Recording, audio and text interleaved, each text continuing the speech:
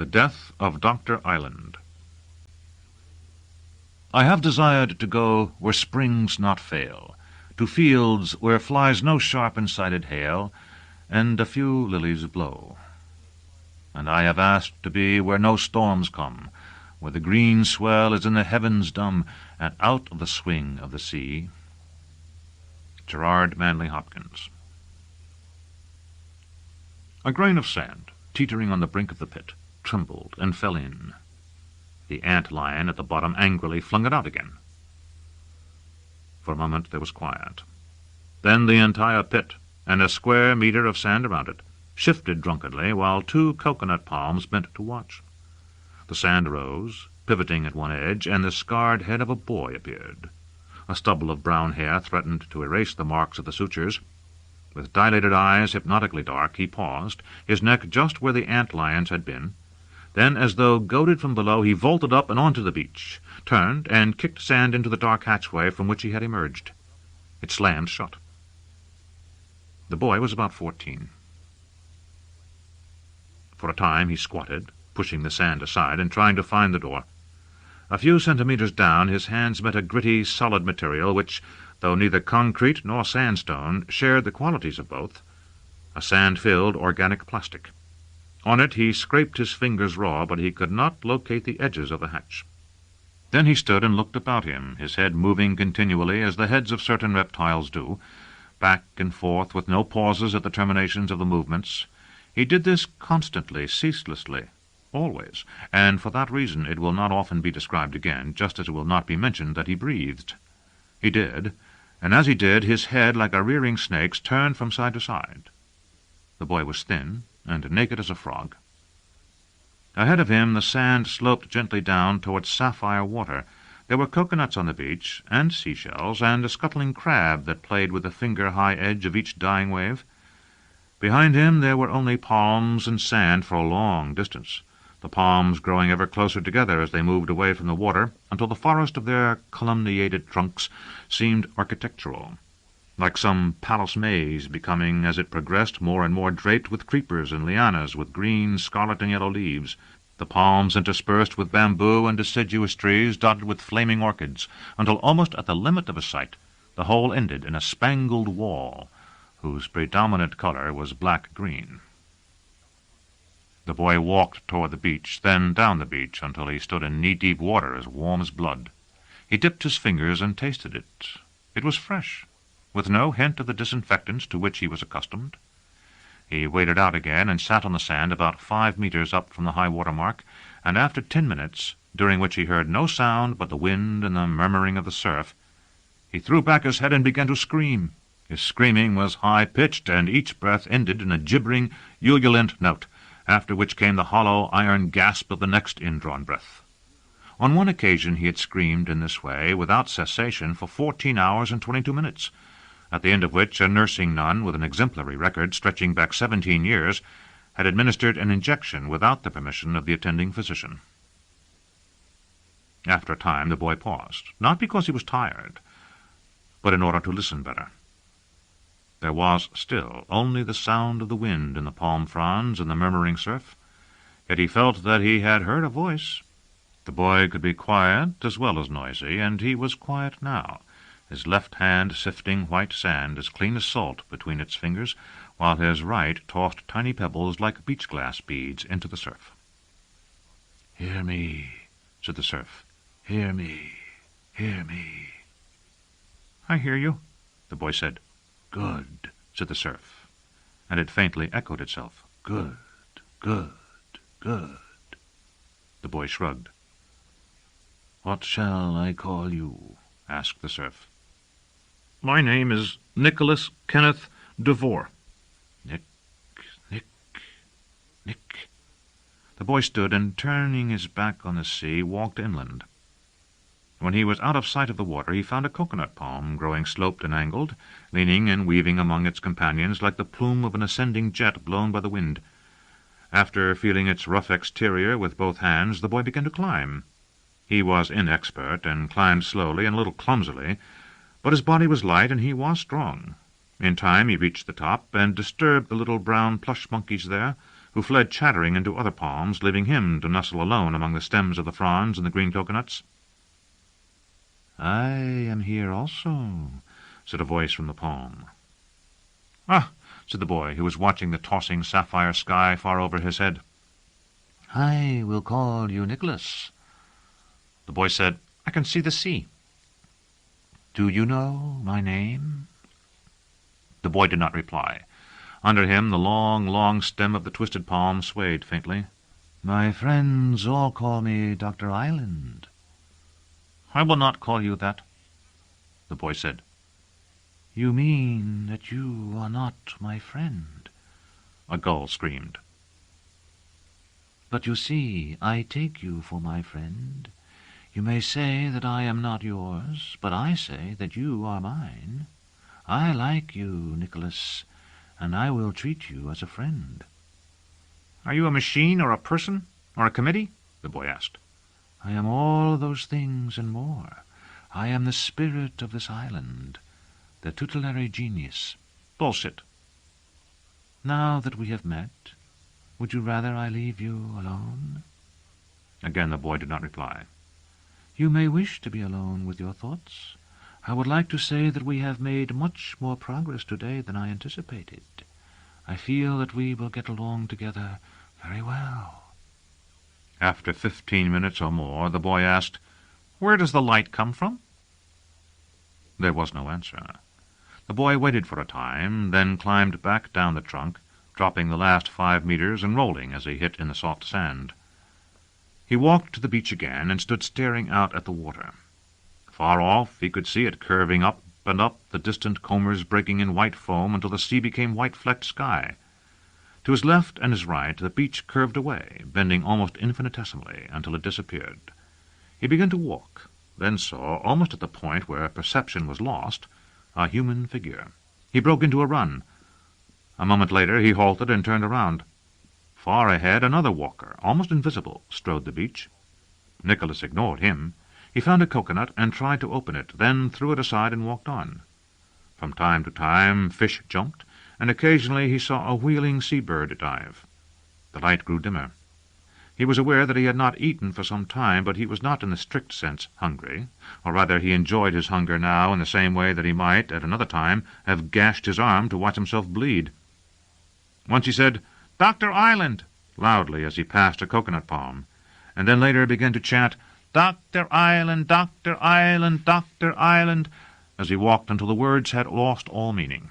He swam in the sea, as he had been taught to swim in the great quaternary treatment tanks on Callisto to improve his coordination, and spluttered and snorted until he learned to deal with the waves. When it was so dark he could see only the white sand and the white foam of the breakers, and he drank from the sea and fell asleep on the beach, the right side of his taut, ugly face relaxing first, so that it seemed to sleep even while the left eye was open and staring, his head rolling from side to side, the left corner of his mouth preserving, like a death mask, his characteristic expression, angry, remote, tinged with that inhuman quality which is found nowhere but in certain human faces. When he woke it was not yet light, but the night was fading to a gentle grey. Headless, the palms stood like tall ghosts up and down the beach, their tops lost in fog and the lingering dark. He was cold. His hands rubbed his sides. He danced on the sand and sprinted down the edge of the lapping water in an effort to get warm. Ahead of him a pinpoint of red light became a fire, and he slowed. A man who looked about 25 crouched over the fire. Tangled black hair hung over this man's shoulders, and he had a sparse beard. Otherwise he was as naked as Nicholas himself. His eyes were dark and large and empty, like the ends of broken pipes. He poked at his fire, and the smell of roasting fish came with the smoke. For a time Nicholas stood at a distance, watching. Saliva ran from a corner of the man's mouth, and he wiped it away with one hand, leaving a smear of ash on his face. Nicholas edged closer until he stood on the opposite side of the fire. The fish had been wrapped in broad leaves and mud, and lay in the center of the coals. "I'm Nicholas," Nicholas said. "Who are you?" The young man did not look at him, had never looked at him. "Hey, I'd like a piece of your fish." "Not much." "All right." The young man raised his head, looking not at Nicholas, but at some point far beyond him. He dropped his eyes again. Nicholas smiled. The smile emphasized the disjointed quality of his expression, his mouth's uneven curve. "Just a little piece? Is it about done?" Nicholas crouched, imitating the young man, and as though this were a signal, the young man sprang for him across the fire. Nicholas jumped backward, but the jump was too late. The young man's body struck his and sent him sprawling on the sand. Fingers clawed for his throat. Screaming, Nicholas rolled free into the water. The young man splashed after him. Nicholas dove. He swam under water, his belly almost grazing the wave-rippled sand until he found deeper water. Then he surfaced, gasping for breath, and saw the young man, who saw him as well. He dove again, this time surfacing far off in deep water. Treading water, he could see the fire on the beach and the young man when he returned to it, stamping out of the sea in the early light. Nicholas then swam until he was 500 meters or more down the beach, then waded into shore and began walking back toward the fire. The young man saw him when he was still some distance off, but he continued to sit, eating pink-tinted tidbits from his fish, watching Nicholas. "What's the matter?" Nicholas said, while he was still a safe distance away. "Are you mad at me?" From the forest, birds warned, "Be careful, Nicholas." "I won't hurt you," the young man said. He stood up, wiping his oily hands on his chest, and gestured toward the fish at his feet. "You want some?" Nicholas nodded, smiling his crippled smile. "Come, then." Nicholas waited, hoping the young man would move away from the fish, but he did not. Neither did he smile in return. "Nicholas," the little waves at his feet whispered, "this is Ignacio." "Listen," Nicholas said, "is it really all right for me to have some?" Ignacio nodded, unsmiling. Cautiously Nicholas came forward. As he was bending to pick up the fish, Ignacio's strong hands took him. He tried to wrench free, but was thrown down, Ignacio on top of him. "Please!" he yelled. "Please!" Tears started into his eyes. He tried to yell again, but he had no breath. The tongue was being forced, thicker than his wrist, from his throat. Then Ignacio let go and struck him in the face with his clenched fist. Nicholas had been slapped and pummeled before, had been beaten, had fought, sometimes savagely, with other boys. But he had never been struck by a man as men fight. Ignacio hit him again, and his lips gushed blood. He lay a long time on the sand beside the dying fire. Consciousness returned slowly. He blinked, drifted back into the dark, blinked again. His mouth was full of blood, and when at last he spit it out onto the sand, it seemed a soft flesh, dark and polymerized in strange shapes. His left cheek was hugely swollen, and he could scarcely see out of his left eye. After a time he crawled to the water. A long time after that he left it and walked shakily back to the ashes of the fire. Ignacio was gone, and there was nothing left of the fish but bones. "Ignacio is gone," Dr. Island said with lips of waves. Nicholas sat on the sand, cross-legged. "You handled him very well." "You saw us fight?" "I saw you. I see everything, Nicholas." "This is the worst place," Nicholas said. He was talking to his lap. "What do you mean by that?" "I've been in bad places before. Places where they hit you or squirted big hoses of ice water that knocked you down. But not where they would let someone else—" "Another patient?" asked a wheeling gull. "Do it." "You were lucky, Nicholas. Ignacio is homicidal." "You could have stopped him." "No, I could not. All this world is my eye, Nicholas, my ear and my tongue. But I have no hands." "I thought you did all this." "Men did all this." I thought you kept it going." "It keeps itself going, and you, all the people here, direct it." Nicholas looked at the water. "What makes the waves?" "The wind and the tide." "Are we on Earth?" "Would you feel more comfortable on Earth?" "I've never been there. I'd like to know." "I am more like Earth than Earth now is, Nicholas. If you were to take the best of all the best beaches of earth, and clear them of all the poisons and all the dirt of the last 3 centuries, you would have me." "But this isn't Earth?" There was no answer. Nicholas walked around the ashes of the fire until he found Ignacio's footprints. He was no tracker, but the depressions in the soft beach sand required none. He followed them, his head swaying from side to side as he walked, like the sensor of a mine detector.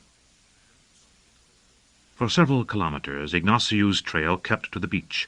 Then, abruptly, the footprints swerved, wandered among the coconut palms, and at last were lost on the firmer soil inland. Nicholas lifted his head and shouted, "Ignacio! Ignacio!" After a moment he heard a stick snap, and the sound of someone pushing aside leafy branches. He waited. "Mum?" A girl was coming toward him, stepping out of the thicker growth of the interior. She was pretty, though too thin, and appeared to be about 19. Her hair was blonde where it had been most exposed to sunlight, darker elsewhere. "You've scratched yourself," Nicholas said. "You're bleeding." "I thought you were my mother," the girl said. She was a head taller than Nicholas. "Been fighting, haven't you? Have you come to get me?" Nicholas had been in similar conversations before, and normally would have preferred to ignore the remark, but he was lonely now. He said, "Do you want to go home?" "Well, I think I should, you know." "But do you want to?" "My mum always says if you've got something on the stove you don't want to burn. She's quite a good cook. She really is. Do you like cabbage with bacon?" "Have you got anything to eat?" "Not now. I had a thing a while ago." "What kind of thing?" "A bird." The girl made a vague little gesture, not looking at Nicholas. "I'm a memory that has swallowed a bird." "Do you want to walk down by the water?" They were moving in the direction of the beach already. "I was just going to get a drink. You're a nice tot." Nicholas did not like being called a tot. He said, "I set fire to places." "You won't set fire to this place. It's been nice the last couple of days, but when everyone is sad, it rains." Nicholas was silent for a time. When they reached the sea, the girl dropped to her knees and bent forward to drink, her long hair falling over her face until the ends trailed in the water, her nipples, then half of each breast, in the water. "Not there," Nicholas said. "It's sandy because it washes the beach so close. Come on out here." He waded out into the sea until the lapping waves nearly reached his armpits, then bent his head and drank. "I never thought of that," the girl said. "Mum says I'm stupid. So does Dad. Do you think I'm stupid?" Nicholas shook his head. "What's your name?" "Nicholas Kenneth de Vore. What's yours?" "Diane, I'm going to call you Nicky. Do you mind?" "I'll hurt you while you sleep," Nicholas said. "You wouldn't." "Yes, I would.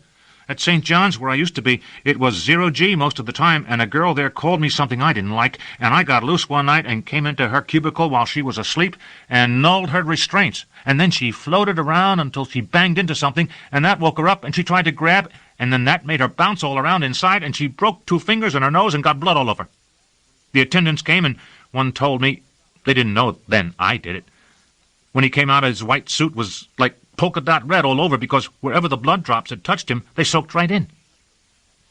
The girl smiled at him, dimpling her thin face. "How did they find out it was you?" "I told someone, and he told them." "I bet you told them yourself." "I bet I didn't."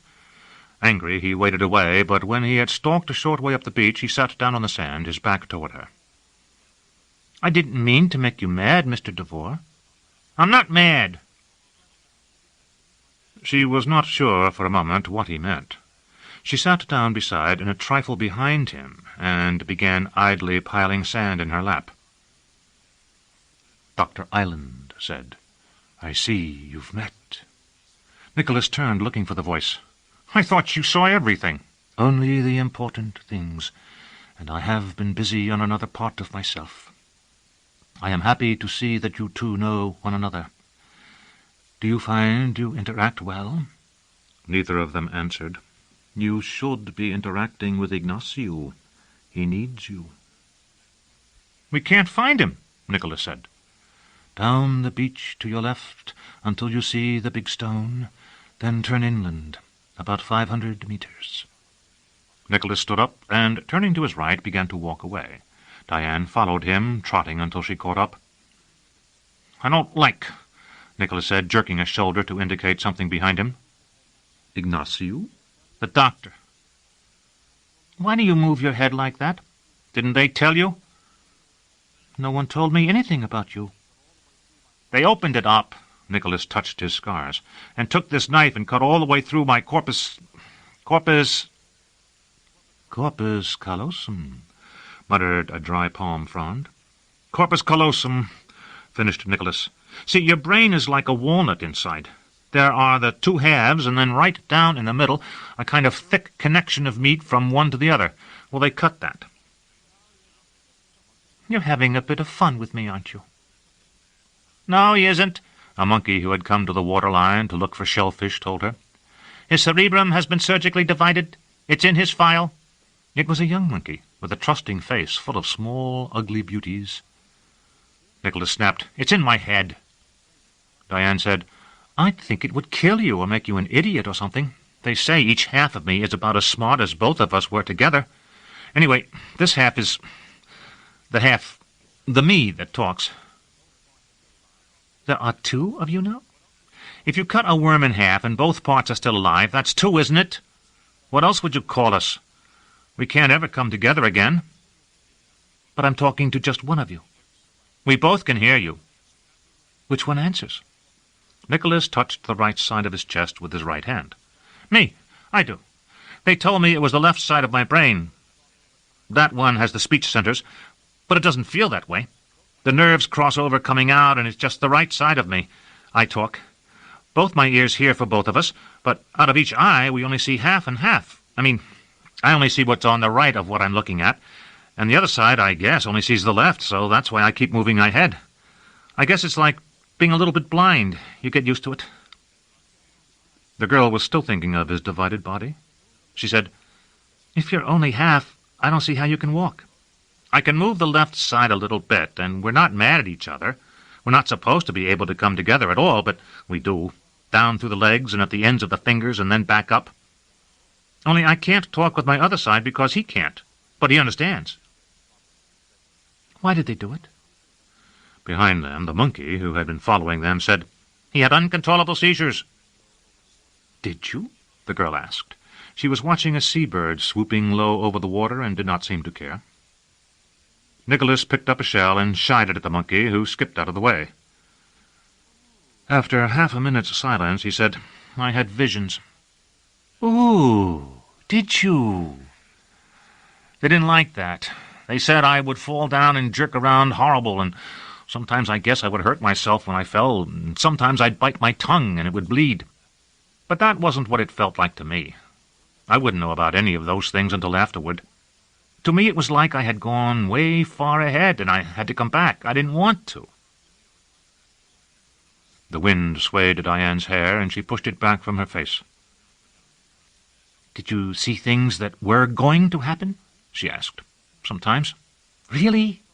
Did you? Sometimes. Tell me about it. When you saw what was going to happen. I saw myself dead. I was all black and shrunk up like the dead stuff they cut off in the Pontic Gardens, and I was floating and turning like in water, but it wasn't water, just floating and turning out in space, in nothing. And there were lights on both sides of me, so both sides were bright but black, and I could see my teeth because the stuff, he pulled at his cheeks, had fallen off there, and they were really white. That hasn't happened yet. Not here. Tell me something you saw that happened. You mean like somebody's sister was going to get married, don't you? That's what the girls where I was mostly wanted to know. Or were they going to go home? Mostly it wasn't like that. But sometimes it was? I guess. Tell me one. Nicholas shook his head. You wouldn't like it. Anyway, it wasn't like that. Mostly it was lights like I never saw anyplace else. And voices like I never heard any other time, telling me things there aren't any words for. Stuff like that. Only now I can't ever go back. Listen, I wanted to ask you about Ignacio. He isn't anybody, The girl said. What do you mean he isn't anybody? Is there anybody here besides you and me and Ignacio and Dr. Island? Not that we can see or touch. The monkey called, There are other patients, but for the present, Nicholas, for your own well-being as well as theirs, it is best for you to remain by yourselves. It was a long sentence for a monkey. What's that about? If I tell you, will you tell me about something you saw that really happened? All right. Tell me first. There was this girl where I was. Her name was Maya. They had, boys and girls dorms, but you saw everybody in the rec room and the dining hall and so on, and she was in my psychodrama group. Her hair had been black and shiny as the lacquered furniture in Dr. Hong's rooms, her skin white like the mother of pearl, her eyes long and narrow, making him think of cat's eyes, and darkly blue. She was 15, or so Nicholas believed, maybe 16. I'm going home, she told him. It was psychodrama, and he was her brother, younger than she, and she was already at home. But when she said this, the floating ring of light that gave them the necessary separation from the small doctor and patient audience ceased, by instant agreement, to be Maya's mother's living room, and became a visiting lounge. Nicholas, Jerry, said, Hey, that's great. Hey, I got a new bike. When you come home, you want to ride it? Maureen, Maya's mother, said, Maya, don't. You'll run into something and break your teeth, and you know how much they cost. You don't want me to have any fun. We do, dear, but nice fun.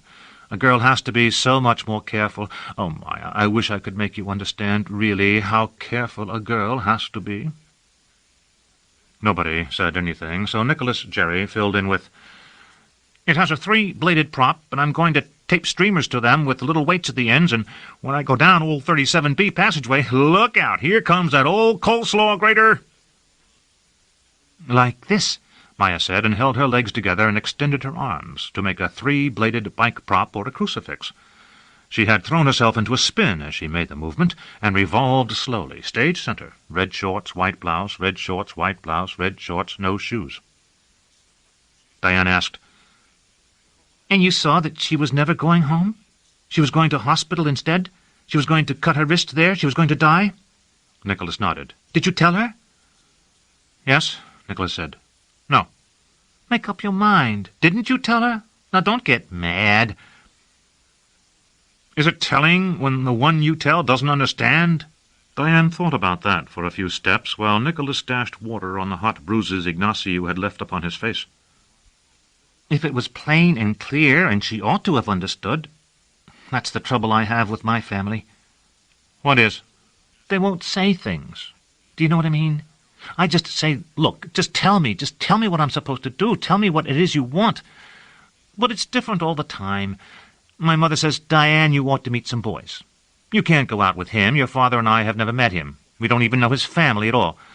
Douglas, there's something I think you ought to know about Diane. She gets confused. Sometimes we've had her to doctors. She's been in a hospital. Try not to get excited, Nicholas finished for her. Were you listening? I mean, are you from the Trojan planets? Do you know my mother?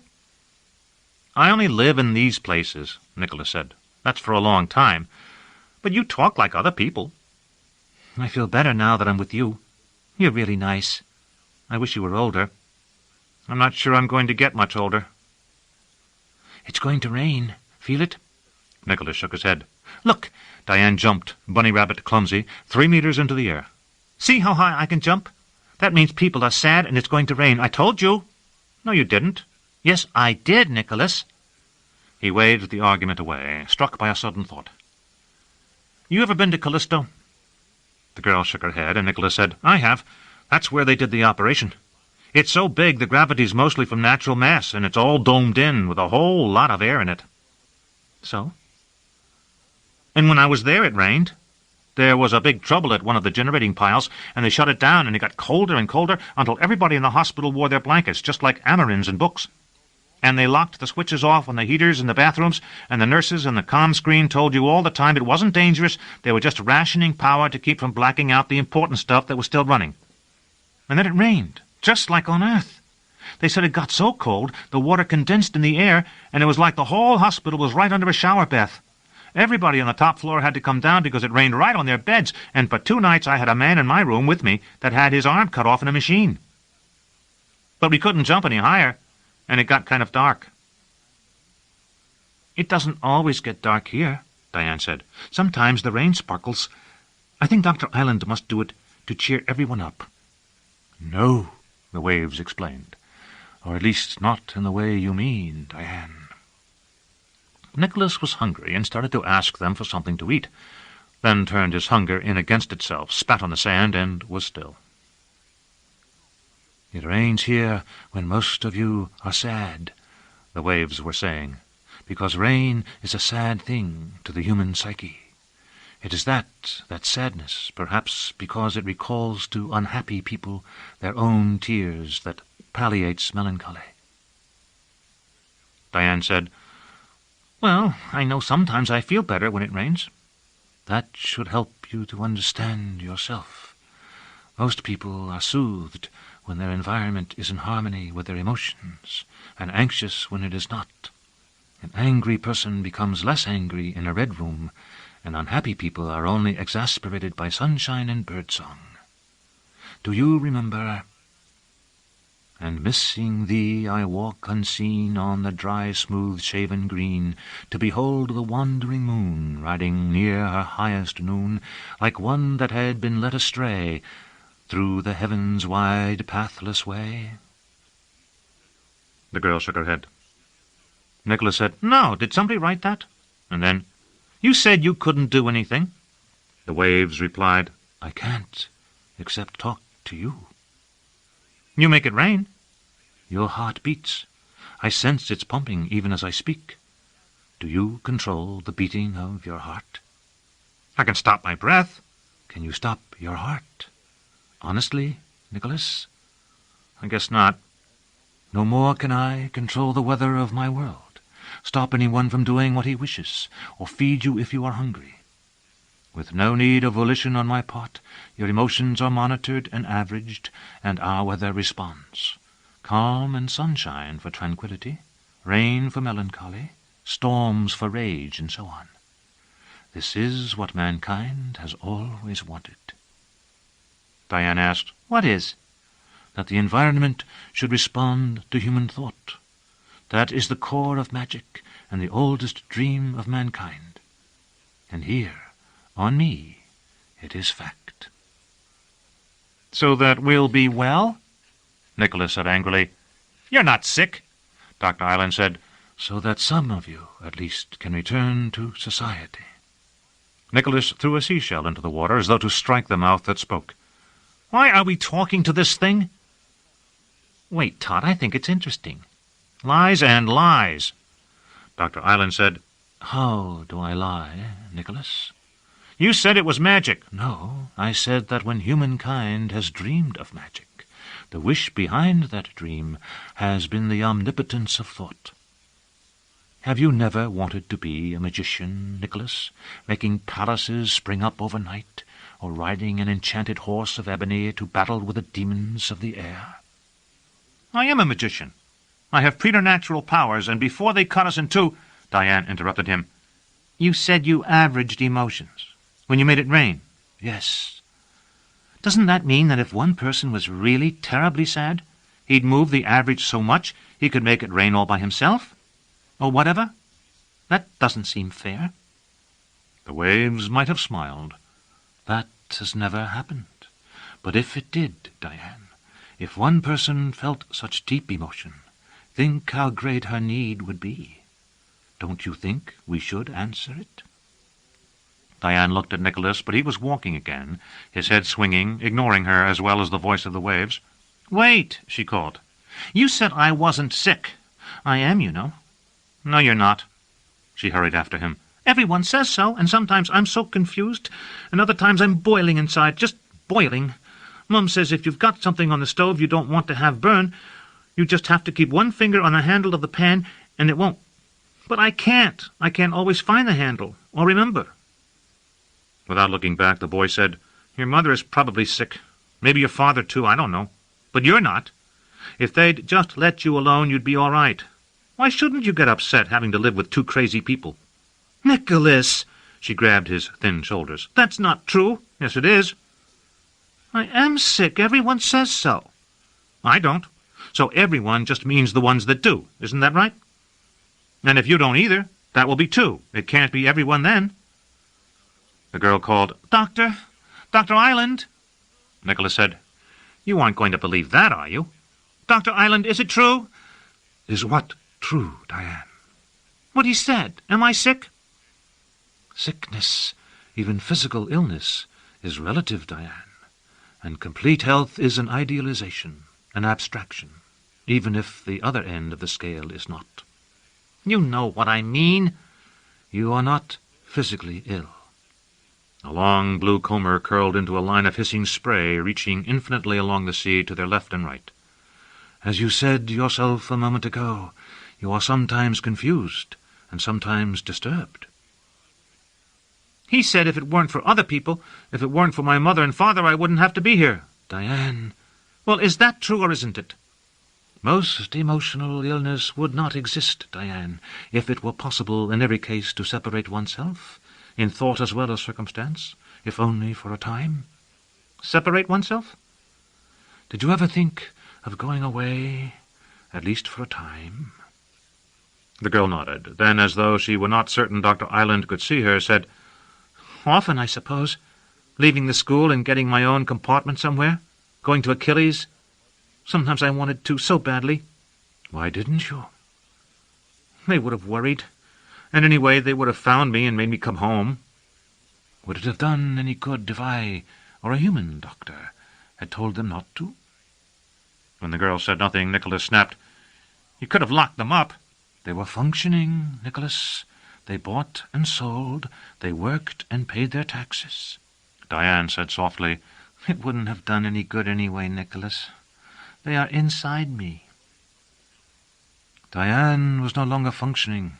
She was failing every subject at the university she attended, and her presence in her classes when she came disturbed the instructors and the other students. You were not functioning either, and people of your own age were afraid of you. That's what counts with you, then, functioning. If I were different from the world, would that help you when you got back into the world? You were different. Nicholas kicked the sand. Nobody ever saw a place like this. You mean that reality to you is metal corridors, rooms without windows, noise? Yes. That is the unreality, Nicholas. Most people have never had to endure such things. Even now, this, my beach, my sea, my trees, is more in harmony with most human lives than your metal corridors. And here I am your social environment, what individuals call they. You see, sometimes if we take people who are troubled back to something like me, to an idealized natural setting, it helps them. Come on, Nicholas told the girl. He took her arm, acutely conscious of being so much shorter than she. A question, murmured the waves. If Diane's parents had been taken here instead of Diane, do you think it would have helped them? Nicholas did not reply. We have treatments for disturbed persons, Nicholas, but at least for the time being we have no treatment for disturbing persons. Diane and the boy had turned away, and the waves hissing and slapping ceased to be speech. Gulls wheeled overhead, and once a red and yellow parrot fluttered from one palm to another. A monkey running on all fours like a little dog approached them, and Nicholas chased it, but it escaped. "I'm going to take one of those things apart some day," he said, "and pull the wires out." "Are we going to walk all the way round?" Diane asked. She might have been talking to herself. "Can you do that?" "Oh, you can't walk all around Dr. Island. It would be too long. And you can't get there anyway. But we could walk until we get back to where we started. We're probably more than halfway now." "Are there other islands you can't see from here?" The girl shook her head. "I don't think so. There's just this one big island in this satellite, and all the rest is water." "Then if there's only the one island, we're going to have to walk all around it to get back to where we started." "What are you laughing at?" "Look down the beach as far as you can. Never mind how it slips off to the side. Pretend it's straight." "I don't see anything." "Don't you? Watch." Diane leaped into the air, 6 meters or more this time, and waved her arms. "It looks like there's somebody ahead of us, way down the beach." "Uh-huh. Now look behind." "Okay, there's somebody there, too. Come to think of it, I saw someone on the beach when I first got here. It seemed funny to see so far, but I guess I thought they were other patients. Now I see 2 people. They're us. That was probably yourself you saw the other time, too. There are just so many of us to each strip of beach, and Dr. Island only wants certain ones to mix, so the space bends around. When we get to one end of our strip and try to step over, we'll be at the other end." "How did you find out?" "Dr. Island told me about it when I first came here." The girl was silent for a moment, and her smile vanished. "Listen, Nicholas, do you want to see something really funny?" Nicholas asked, "What?" As he spoke, a drop of rain struck his face. "You'll see. Come on, though. We have to go into the middle instead of following the beach, and it will give us a chance to get under the trees and out of the rain." When they had left the sand and the sound of the surf, and were walking on solid ground under green-leaved trees, Nicholas said, "Maybe we can find some fruit." They were so light now that he had to be careful not to bound into the air with each step. The rain fell slowly around them in crystal spheres. "Maybe," the girl said doubtfully. "Wait, let's stop here." She sat down where a huge tree sent 20-meter wooden arches over dark, mossy ground. "Want to climb up there and see if you can find us something?" "All right," Nicholas agreed. He jumped and easily caught hold of a branch far above the girl's head. In a moment he was climbing in a green world with the rain pattering all around him. He followed narrowing limbs into leafy wildernesses where the cool water ran from every twig he touched, and twice found the empty nests of birds, and once a slender snake, green as any leaf, with a head as long as his thumb. But there was no fruit. "Nothing," he said, when he dropped down beside the girl once more. "That's all right. We'll find something." He said, "I hope so," and noticed that she was looking at him oddly, then realized that his left hand had lifted itself to touch her right breast. It dropped as he looked, and he felt his face grow hot. He said, "I'm sorry." "That's all right." "We like you. He, over there, he can't talk, you see. I guess I can't talk either." "I think it's just you, in 2 pieces. I don't care." "Thanks." He had picked up a leaf, dead and damp, and was tearing it to shreds. First his right hand tearing, while the left held the leaf, then turnabout. "Where does the rain come from?" The dirty flakes clung to the fingers of both. Where does the rain come from? I mean, it isn't because it's colder here now, like on Callisto. It's because the gravity's turned down some way, isn't it?" "From the sea. Don't you know how this place is built?" Nicholas shook his head. "Didn't they show it to you from the ship when you came? It's beautiful. They showed it to me. I just sat there and looked at it, and I wouldn't talk to them, and the nurse thought I wasn't paying any attention, but I heard everything. I just didn't want to talk to her. It wasn't any use." "I know how you felt." "But they didn't show it to you?" "No. On my ship they kept me locked up because I burned some stuff. They thought I couldn't start a fire without an igniter, but if you have electricity in the wall sockets, it's easy. They had a thing on me, you know." He clasped his arms to his body to show how he had been restrained. "I bit one of them, too. I guess I didn't tell you that yet. I bite people. They locked me up, and for a long time I had nothing to do, and then I could feel us dock with something, and they came and got me and pulled me down a regular companionway for a long time, and it just seemed like a regular place. Then they stuck me full of tranquil sea. I guess they didn't know it doesn't hardly work on me at all, with a pneumogun, and lifted a kind of door thing and shoved me up."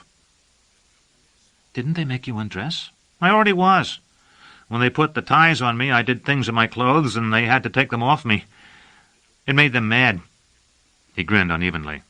"Does tranquil sea work on you? Or any of that other stuff?" "I suppose they would, but then I never do the sort of thing you do anyway." "Maybe you ought to." "Sometimes they used to give me medication that was supposed to cheer me up. Then I couldn't sleep, and I walked and walked, you know, and ran into things and made a lot of trouble for everyone." "But what good does it do?" Nicholas shrugged. "Not doing it doesn't do any good either." "I mean, we're both here. My way, I know I've made them jump. They shoot that stuff in me, and I'm not mad anymore, but I know what it is, and I just think what I would do if I were mad, and I do it." And when it wears off, I'm glad I did. I think you're still angry somewhere deep down. Nicholas was already thinking of something else. This island says Ignacio kills people. He paused. What does it look like? Ignacio? No, I've seen him. Dr. Island. Oh, you mean when I was in the ship. The satellite's round, of course, and all clear except where Dr. Island is, so that's a dark spot. The rest of it's tempered glass, and from space you can't even see the water. That is the sea up there, isn't it? Nicholas asked, trying to look up at it through the tree leaves and the rain. I thought it was when I first came. Sure. It's like a glass ball, and we're inside, and the water's inside too, and just goes all around up the curve. That's why I could see so far out on the beach, isn't it? Instead of dropping down from you like on Callisto, it bends up so you can see it. The girl nodded. And the water lets the light through, but filters out the ultraviolet. Besides, it gives us thermal mass, so we don't heat up too much when we're between the sun and the bright spot. Is that what keeps us warm? The bright spot? Diane nodded again. We go around in 10 hours, you see, and that holds us over it all the time. Why can't I see it, then? It ought to look like Sol does from the belt, only bigger. But there's just a shimmer in the sky, even when it's not raining. The waves diffract the light and break up the image. You'd see the focus, though, if the air weren't so clear. Do you know what the focus is? Nicholas shook his head. We'll get to it pretty soon after this rain stops. Then I'll tell you. I still don't understand about the rain. Unexpectedly, Diane giggled. I just thought. Do you know what I was supposed to be while I was going to school? Quiet, Nicholas said. No, silly. I mean what I was being trained to do, if I graduated and all that. I was going to be a teacher with all those cameras on me and tots from everywhere watching and popping questions on the two-way. Jolly time. Now I'm doing it here, only there's no one but you. You mind? No, I suppose I enjoy it. There was a black and blue mark on Diane's thigh, and she rubbed it pensively with one hand as she spoke. Anyway, there are 3 ways to make gravity. Do you know them? Answer, clerk. Sure. Acceleration, mass, and synthesis. That's right. Motion and mass are both bendings of space, of course, which is why Zeno's paradox doesn't work out that way, and why masses move toward each other, what we call falling, or at least try to. And if they're held apart, it produces the tension we perceive as a force and call weight and all that rot. So naturally, if you bend the space direct, you synthesize a gravity effect, and that's what holds all that water up against the translucent shell. There's nothing like enough mass to do it by itself. You mean, Nicholas held out his hand to catch a slow-moving globe of rain, that this is water from the sea? Right-ho, up on top.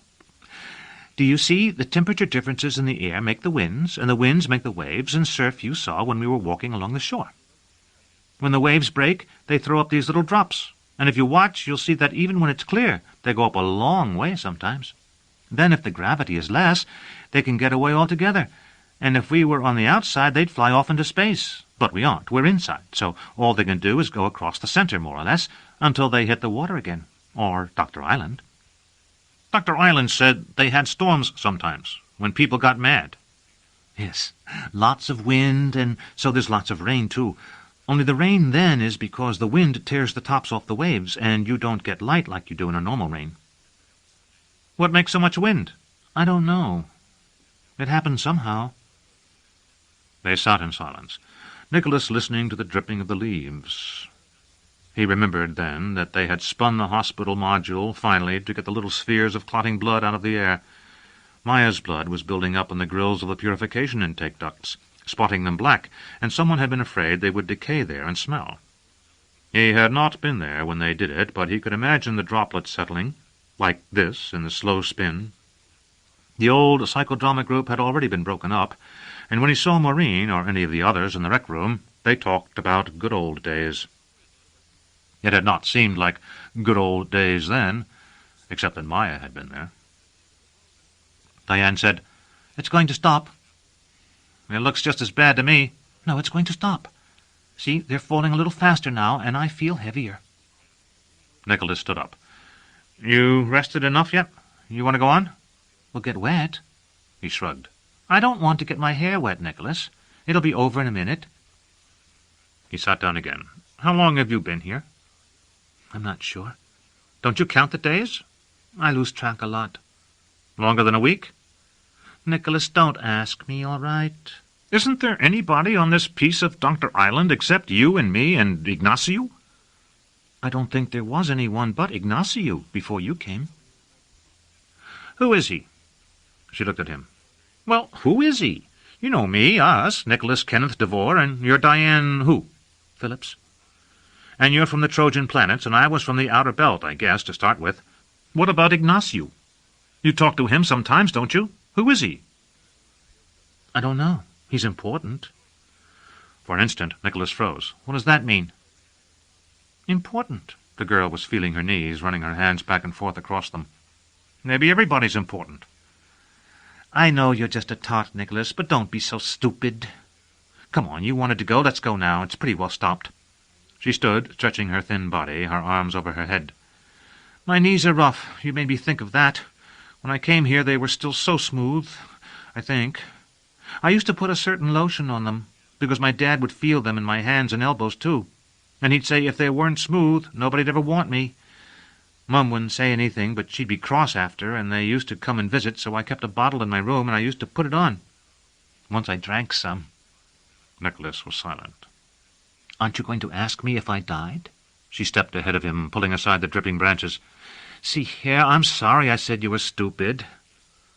I'm just thinking, Nicholas said. I'm not mad at you. Do you really know anything about him? No, but look at it. She gestured. Look around you. Someone built all this. You mean it cost a lot? It's automated, of course, but still... Well, the other places where you were before, how much space was there for each patient? Take the total volume and divide it by the number of people there. Okay, this is a whole lot bigger, but maybe they think we're worth it. Nicholas. She paused. Nicholas, Ignacio is homicidal. Didn't Dr. Island tell you? Yes. And you're 14 and not very big for it, and I'm a girl. Who are they worried about? The look on Nicholas's face startled her. After an hour or more of walking, they came to it. It was a band of withered vegetation, brown and black and tumbling, and as straight as if it had been drawn with a ruler. I was afraid it wasn't going to be here, Diane said. It moves around whenever there's a storm. It might not have been in our sector any more at all. Nicholas asked, What is it? The focus. It's been all over, but mostly the plants grow back quickly when it's gone. It smells funny, like the kitchen in a place where they wanted me to work in the kitchen once. Vegetables rotting, that's what that is. What did you do? Nothing. Put detergent in the stuff they were cooking. What makes this? The bright spot. See, when it's just about overhead, the curve of the sky and the water up there make a lens. It isn't a very good lens. A lot of the light scatters, but enough is focused to do this. It wouldn't fry us if it came past right now, if that's what you're wondering, because it's not that hot. I've stood right in it.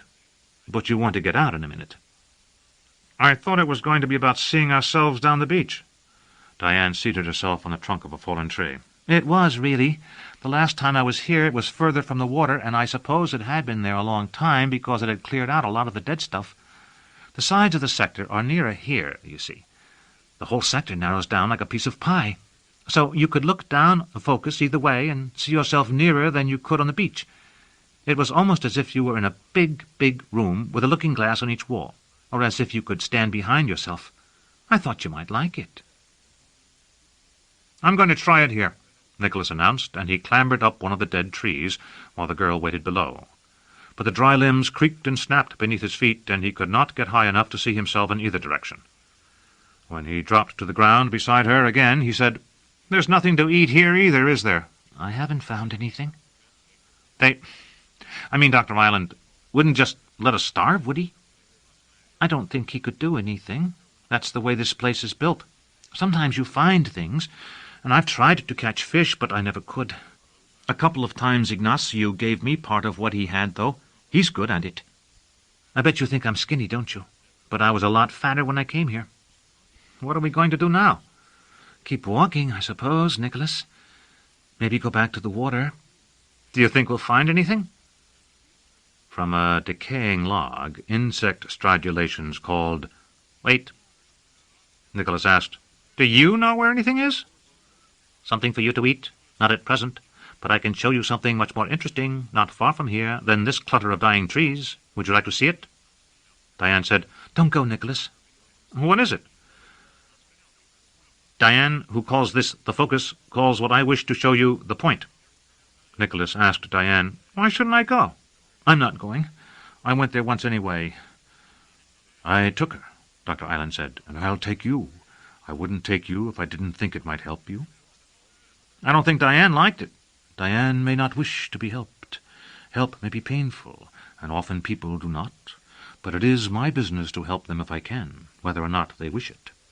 "Suppose I don't want to go?" "Then I cannot compel you, you know that. But you will be the only patient in this sector who has not seen it, Nicholas, as well as the youngest. Both Diane and Ignacio have, and Ignacio goes there often." "Is it dangerous?" "No. Are you afraid?"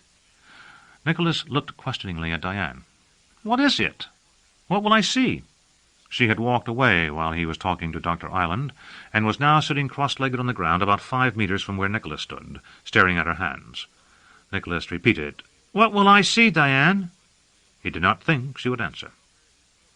She said, "A glass. A mirror."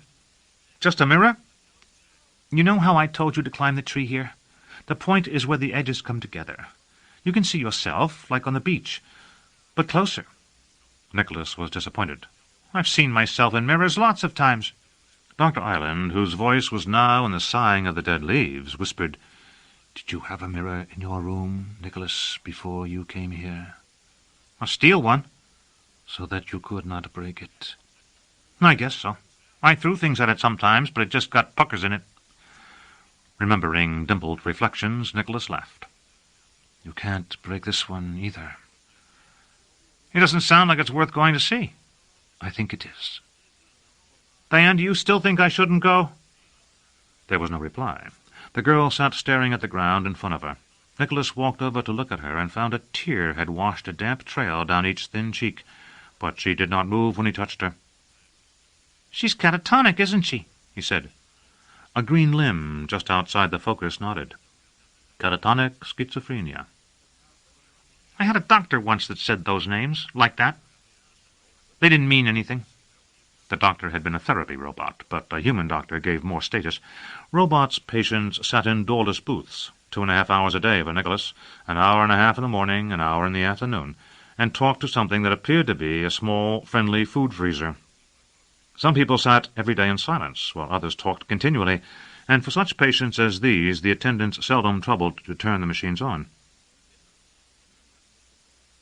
He meant cause and treatment. He was correct. Nicholas stood looking down at the girl's streaked brown blonde head. "What is the cause? I mean for her." "I don't know." "And what's the treatment?" "You are seeing it." "Will it help her?" "Probably not." "Listen, she can hear you. Don't you know that? She hears everything we say." "If my answer disturbs you, Nicholas, I can change it. It will help her if she wants to be helped. If she insists on clasping her illness to her, it will not." "We ought to go away from here," Nicholas said uneasily. "To your left you will see a little path, a very faint one, between the twisted tree and the bush with the yellow flowers." Nicholas nodded and began to walk, looking back at Diane several times. The flowers were butterflies, who fled in a cloud of color when he approached them, and he wondered if Dr. Island had known. When he had gone 100 paces and was well away from the brown and rotting vegetation, he said, "She was sitting in the focus." "Yes." "Is she still there?" "Yes." "What will happen when the bright spot comes?" "Diane will become uncomfortable and move, if she is still there." "Once in one of the places I was in, there was a man who was like that, and they said he wouldn't get anything to eat if he didn't get up and get it. They weren't going to feed him with a nose tube anymore. And they didn't, and he died. We told them about it, and they wouldn't do anything, and he starved to death right there, and when he was dead, they rolled him off onto a stretcher and changed the bed and put somebody else there." "I know, Nicholas. You told the doctors at St. John's about all that, and it is in your file. But think. Well men have starved themselves, yes, to death, to protest what they felt were political injustices. Is it so surprising that your friend killed himself in the same way to protest what he felt as a psychic injustice? He wasn't my friend. Listen, did you really mean it when you said the treatment she was getting here would help Diane if she wanted to be helped? No. Nicholas halted in mid-stride. You didn't mean it? You don't think it's true? No. I doubt that anything will help her. I don't think you ought to lie to us. Why not? If by chance you become well, you will be released, and if you are released, you will have to deal with your society, which will lie to you frequently. Here, where there are so few individuals, I must take the place of society. I have explained that. Is that what you are? Society surrogate? Of course. Who do you imagine built me? What else could I be? The doctor. You have had many doctors, and so has she. Not one of them has benefited you much. I'm not sure you even want to help us. Do you wish to see what Diane calls the point? I guess so. Then you must walk. You will not see it standing here. Nicholas walked, thrusting aside leafy branches and dangling creepers wet with rain. The jungle smelled of the life of green things. There were ants on the tree trunks and dragonflies with hot red bodies and wings as long as his hands. "Do you want to help us?" he asked after a time. "My feelings toward you are ambivalent, but when you wish to be helped, I wish to help you." The ground sloped gently upward, and as it rose became somewhat more clear, the big trees a trifle farther apart, the underbrush spent in grass and fern. Occasionally there were stone outcrops to be climbed, and clearings open to the tumbling sky. Nicholas asked, "Who made this trail?" "Ignacio. He comes here often." "He's not afraid, then? Diane's afraid." "Ignacio is afraid too, but he comes." "Diane says Ignacio is important." "Yes." "What do you mean by that? Is he important? More important than we are?" "Do you remember that I told you I was the surrogate of society? What do you think society wants, Nicholas?" "Everybody to do what it says." "You mean conformity. Yes, there must be conformity, but something else too. Consciousness." "I don't want to hear about it." "Without consciousness, which you may call sensitivity if you are careful not to allow yourself to be confused by the term, there is no progress. A century ago, Nicholas, mankind was suffocating on earth. Now it is suffocating again. About half of the people who have contributed substantially to the advance of humanity have shown signs of emotional disturbance." "I told you I don't want to hear about it. I asked you an easy question. Is Ignacio more important than Diane and me? And you won't tell me." "I've heard all this you're saying. I've heard it 50, maybe 100 times from everybody, and it's lies. It's the regular thing, and you've got it written down on a card somewhere to read out when anybody asks. Those people you talk about that went crazy, they went crazy because they were advancing humanity, or whatever you call it. People kicked them out of their rooms because they couldn't pay, and while they were getting thrown out, you were making other people rich that had never done anything in their whole lives except think about how to get that way." "Sometimes it is hard, Nicholas, to determine before the fact, or even at the time, just who should be honored." "How do you know if you've never tried?" "You asked if Ignacio was more important than Diane or yourself. I can only say that Ignacio seems to me to hold a brighter promise of a full recovery, coupled with a substantial contribution to human progress." "If he's so good, why did he crack up?" "Many do, Nicholas. Even among the inner planets, space is not a kind environment for mankind. And our space, trans-Martian space, is worse. Any young person here, anyone like yourself or Diane who would seem to have a better-than-average chance of adapting to the conditions we face, is precious." "Or Ignacio." "Yes, or Ignacio. Ignacio has a tested IQ of 210, Nicholas. Diane's is 120. Your own is 95. "They never took mine." "It's on your records, Nicholas." "They tried to, and I threw down the helmet and it broke. Sister Carmela, she was the nurse, just wrote down something on the paper and sent me back." "I see. I will ask for a complete investigation of this, Nicholas." "Sure." "Don't you believe me?" "I don't think you believed me." "Nicholas, Nicholas." The long tongues of grass, now beginning to appear beneath the immense trees, sighed. Can't you see that a certain measure of trust between the two of us is essential? Did you believe me? Why do you ask? Suppose I were to say I did. Would you believe that? When you told me I had been reclassified. You would have to be retested, for which there are no facilities here.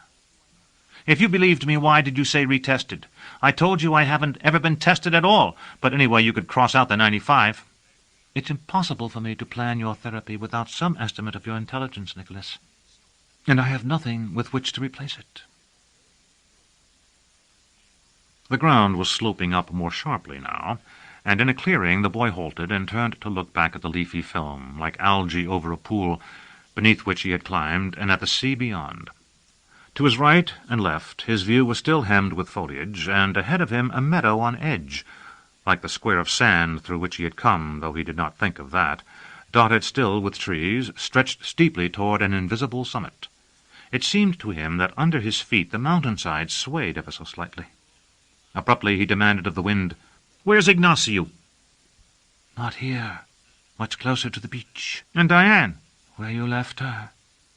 Do you enjoy the panorama? It's pretty, but it feels like we're rocking. We are. I am moored to the temper-glass exterior of our satellite by 200 cables, but the tide and the currents nonetheless impart a slight motion to my body. Naturally, this movement is magnified as you go higher. I thought you were fastened right onto the hull. If there's water under you, how do people get in and out? I am linked to the main airlock by a communication tube. To you, when you came, it probably seemed an ordinary companionway. Nicholas nodded and turned his back on leaves and sea and began to climb again. You are in a beautiful spot, Nicholas. Do you open your heart to beauty?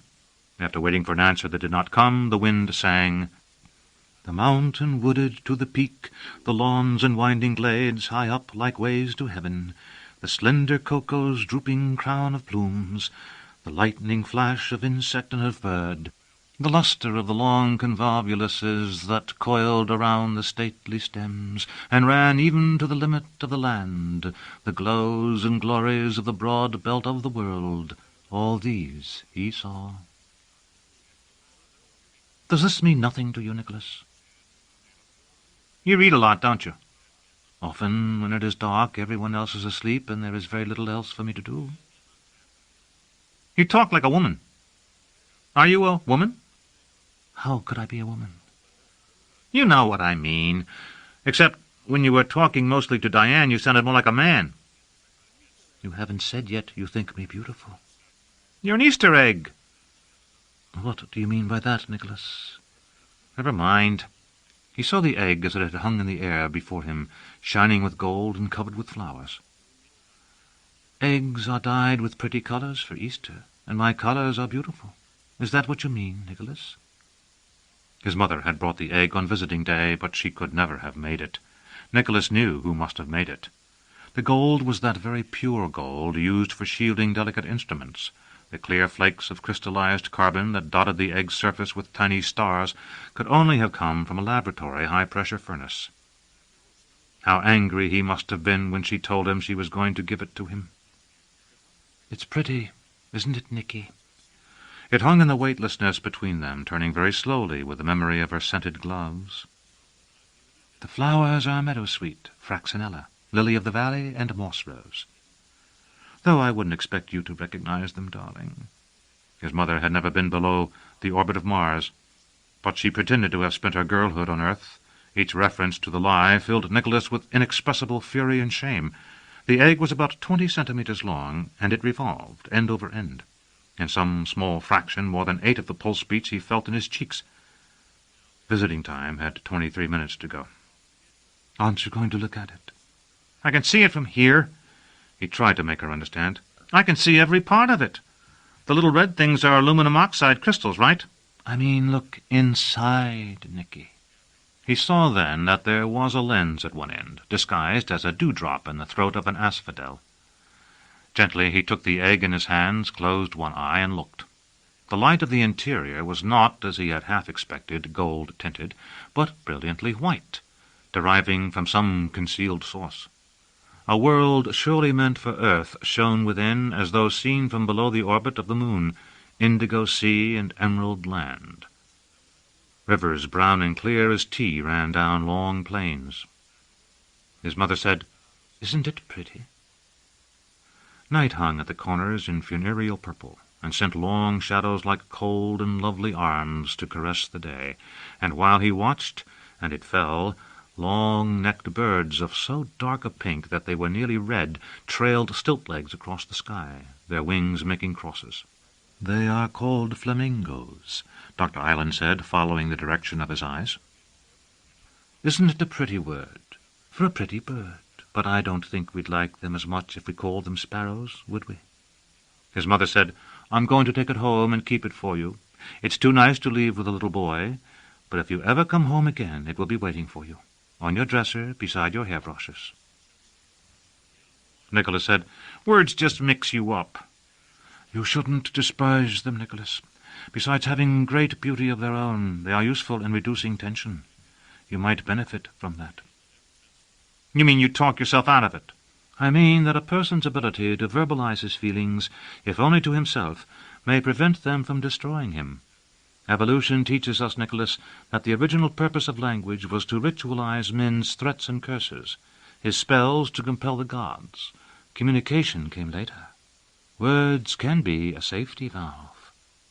Nicholas said, "I want to be a bomb. A bomb doesn't need a safety valve." To his mother, "Is that South America, Mama?" "No, dear, India. The Malabar coast on your left, the Coromandel coast on your right, and Ceylon below." Words. "A bomb destroys itself, Nicholas."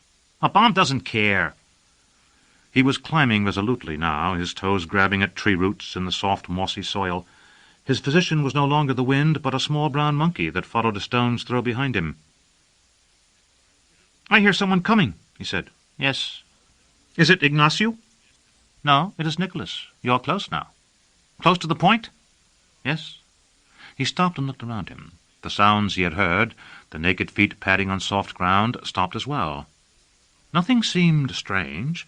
The land still rose, and there were large trees, widely spaced, with moss growing in their deepest shade, grass where there was more light. "The 3 big trees," Nicholas said. "They're just alike. Is that how you know where we are?" "Yes." In his mind he called the one before him Ceylon. The others were Coromandel and Malabar. He walked toward Ceylon, studying its massive, twisted limbs. A boy, naked as himself, walked out of the forest to his left, toward Malabar. This boy was not looking at Nicholas, who shouted and ran toward him. The boy disappeared. Only Malabar, solid and real, stood before Nicholas. He ran to it, touched its rough bark with his hand, and then saw beyond it a 4th tree, similar to the Ceylon tree, around which a boy peered with averted head. Nicholas watched him for a moment, then said, "I see." "Do you?" the monkey chattered. "It's like a mirror, only backwards. The light from the front of me goes out and hits the edge and comes in the other side, only I can't see it because I'm not looking that way. What I see is the light from my back, sort of, because it comes back this way. When I ran, did I get turned around?" "Yes, you ran out the left side of the segment, and of course we turned immediately from the right." "I'm not scared. It's kind of fun." He picked up a stick and threw it as hard as he could toward the Malabar tree. It vanished, whizzed over his head, vanished again, slapped the back of his legs. "Did this scare Diane?" There was no answer. He strode farther, palely naked boys walking to his left and right, but always looking away from him, gradually coming closer. "Don't go farther," Dr. Island said behind him. "It can be dangerous if you try to pass through the point itself." "I see it," Nicholas said. He saw 3 more trees growing very close together, just ahead of him. Their branches seemed strangely intertwined as they danced together in the wind, and beyond them there was nothing at all. "You can't actually go through the point," Dr. Island Monkey said. "The tree covers it." "Then why did you warn me about it?" Limping and scarred, the boys to his right and left were no more than 2 meters away now. He had discovered that if he looked straight ahead he could sometimes glimpse their bruised profiles. "That's far enough, Nicholas. I want to touch the tree." He took another step, and another, then turned. The Malabar boy turned too, presenting his narrow back, on which the ribs and spine seemed welts. Nicholas reached out both arms and laid his hands on the thin shoulders, and as he did, felt other hands, the cool, unfeeling hands of a stranger, dry hands, too small, touch his own shoulders and creep upward toward his neck. "Nicholas!" He jumped sidewise away from the tree and looked at his hands, his head swaying. "It wasn't me!" "Yes, it was, Nicholas," the monkey said. "It was one of them!" "You are all of them." In one quick motion, Nicholas snatched up an arm-long section of fallen limb and hurled it at the monkey. It struck the little creature, knocking it down, but the monkey sprang up and fled on 3 legs. Nicholas sprinted after it. He had nearly caught it when it darted to one side. As quickly he turned toward the other, springing for the monkey he saw running toward him there. In an instant it was in his grip, feebly trying to bite. He slammed its head against the ground, then, catching it by the ankles, swung it against the ceylon tree until at the 3rd impact he heard the skull crack and stopped. He had expected wires, but there were none. Blood oozed from the battered little face, and the furry body was warm and limp in his hands. Leaves above his head said, "You haven't killed me, Nicholas. You never will." "How does it work?" He was still searching for wires, tiny circuit cards holding micrologic. He looked about for a sharp stone with which to open the monkey's body, but could find none. "It is just a monkey," the leaf said. "If you had asked, I would have told you." "How did you make him talk?" He dropped the monkey, stared at it for a moment, then kicked it. His fingers were bloody, and he wiped them on the leaves of the tree. "Only my mind speaks to yours, Nicholas." "Oh," he said. And then, "I've heard of that. I didn't think it would be like this. I thought it would be in my head." "Your record shows no auditory hallucinations, but haven't you ever known someone who had them?" "I knew a girl once." He paused. "Yes?" "She twisted noises, you know?" "Yes." "Like it would just be a service card out in the corridor, but she'd hear the fan and think—" "What?" "Oh, different things. That it was somebody talking, calling her." "Hear them?" "What?" He sat up in his bunk. "Maya?" "They're coming after me." "Maya!" Dr. Island, through the leaves, said, "When I talk to you, Nicholas, your mind makes any sound you hear the vehicle for my thought's content. You may hear me softly in the patter of rain, or joyfully in the singing of a bird. But if I wished, I could amplify what I say until every idea and suggestion I wished to give would be driven like a nail into your consciousness. Then you would do whatever I wished you to." "I don't believe it," Nicholas said. "If you can do that, why don't you tell Diane not to be catatonic?" "First, because she might retreat more deeply into her disease in an effort to escape me. And second, because ending her catatonia in that way would not remove its cause." "And thirdly?" "I did not say thirdly, Nicholas." "I thought I heard it, when 2 leaves touched." "Thirdly, Nicholas, because both you and she have been chosen for your effect on someone else. If I were to change her, or you, so abruptly, that effect would be lost." Dr. Island was a monkey again now, a new monkey that chattered from the protection of a tree 20 meters away. Nicholas threw a stick at him. "The monkeys are only little animals, Nicholas. They like to follow people, and they chatter." "I bet Ignacio kills them." "No, he likes them. He only kills fish to eat." Nicholas was suddenly aware of his hunger. He began to walk. He found Ignacio on the beach praying. For an hour or more Nicholas hid behind the trunk of a palm watching him, but for a long time he could not decide to whom Ignacio prayed. He was kneeling just where the lacy edges of the breakers died, looking out toward the water, and from time to time he bowed, touching his forehead to the damp sand. Then Nicholas could hear his voice, faintly, over the crashing and hissing of the waves. In general, Nicholas approved of prayer, having observed that those who prayed were usually more interesting companions than those who did not. But he had also noticed that, though it made no difference what name the devotee gave the object of his devotions, it was important to discover how the god was conceived. Ignacio did not seem to be praying to Dr. Island. He would, Nicholas thought, have been facing the other way for that. And for a time he wondered if he were not praying to the waves. From his position behind him he followed Ignacio's line of vision out and out, wave upon wave into the bright, confused sky, up and up, until at last it curved completely around and came to rest on Ignacio's back again. and then it occurred to him that Ignacio might be praying to himself. He left the palm trunk then, and walked about halfway to the place where Ignacio knelt, and sat down.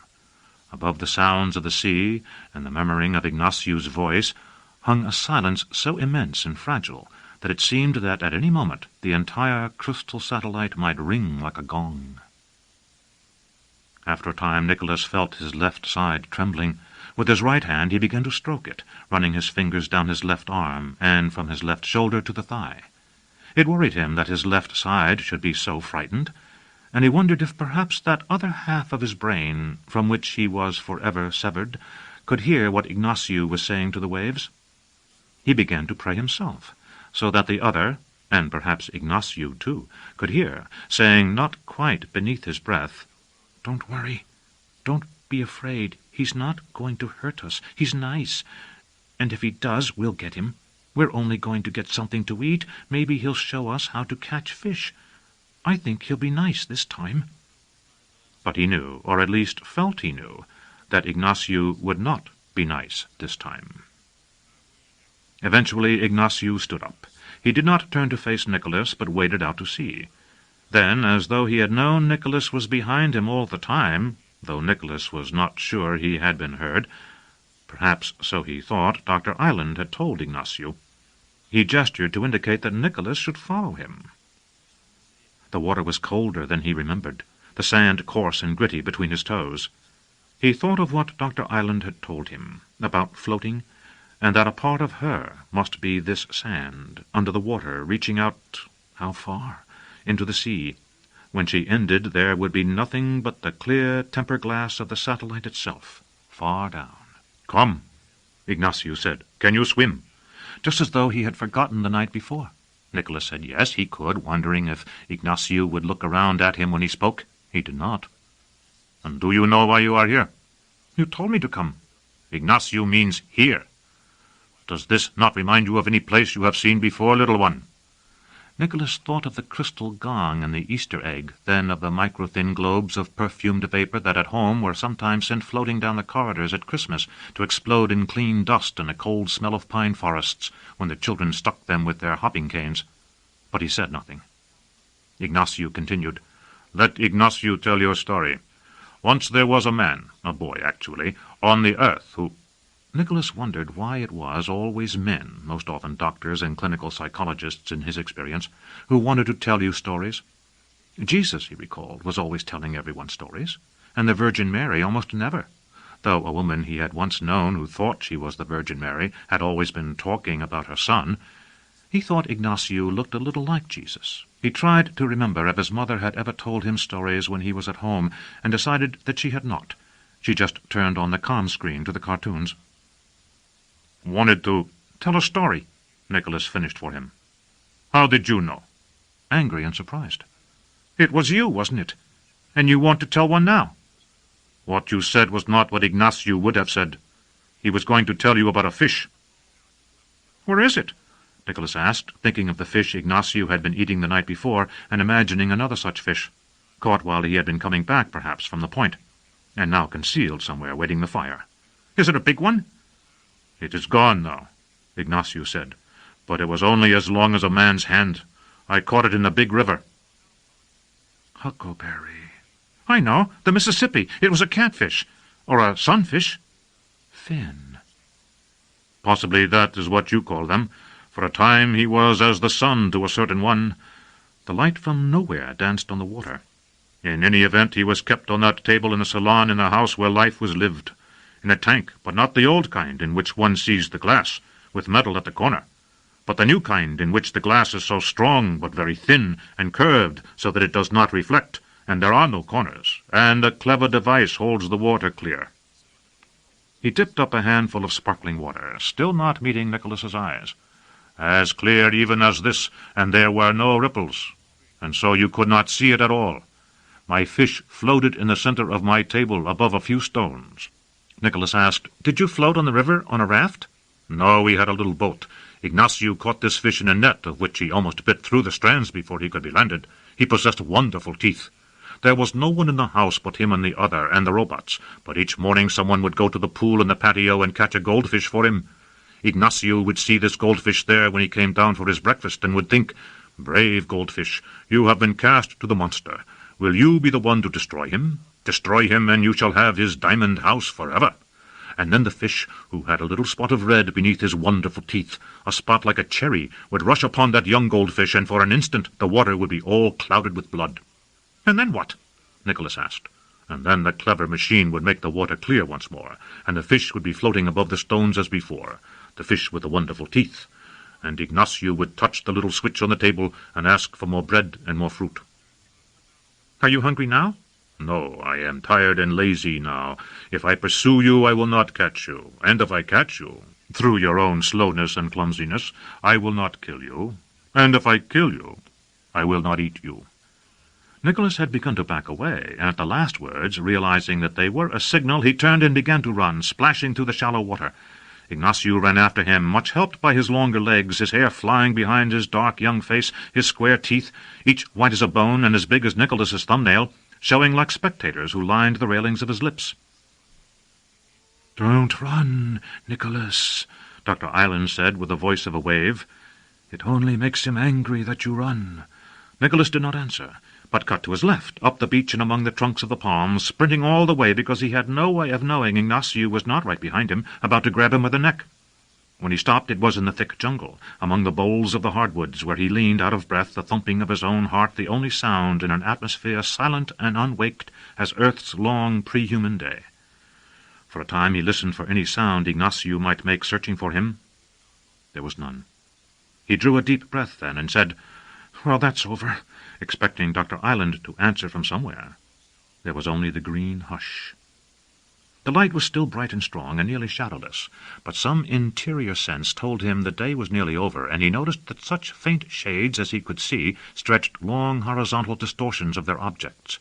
He felt no hunger, but he had fasted before and knew on which side of hunger he stood. He was not as strong as he had been only a day past, and by this time next day he would probably be unable to outrun Ignacio. He should, he now realized, have eaten the monkey he had killed, but his stomach revolted at the thought of the raw flesh, and he did not know how he might build a fire, although Ignacio seemed to have done so the night before. Raw fish, even if he were able to catch a fish, would be as bad or worse than raw monkey. He remembered his effort to open a coconut. He had failed, but it was surely not impossible.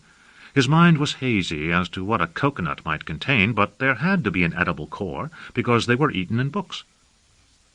He decided to make a wide sweep through the jungle that would bring him back to the beach well away from Ignacio. He had several times seen coconuts lying in the sand under the trees. He moved quietly, still a little afraid, trying to think of ways to open the coconut when he found it. He imagined himself standing before a large and raggedly faceted stone, holding the coconut in both hands. He raised it and smashed it down, but when it struck, it was no longer a coconut but Maya's head.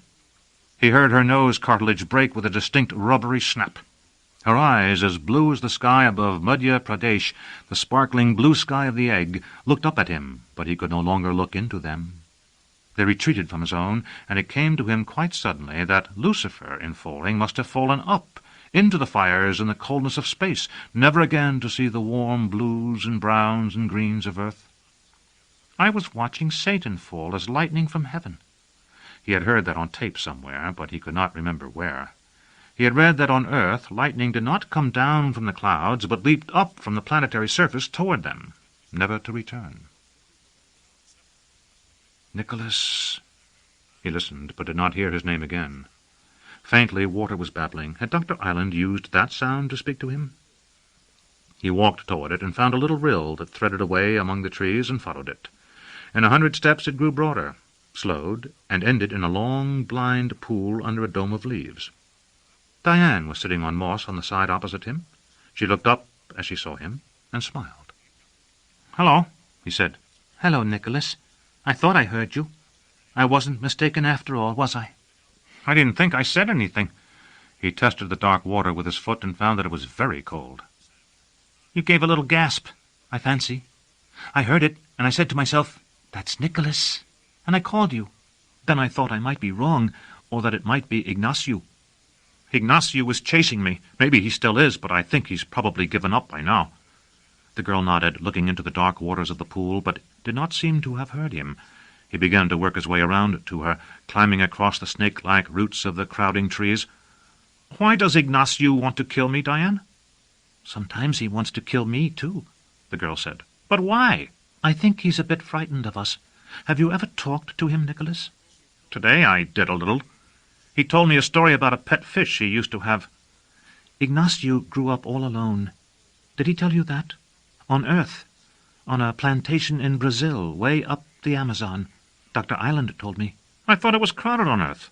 "The cities are crowded, and the countryside closest to the cities. But there are places where it's emptier than it used to be.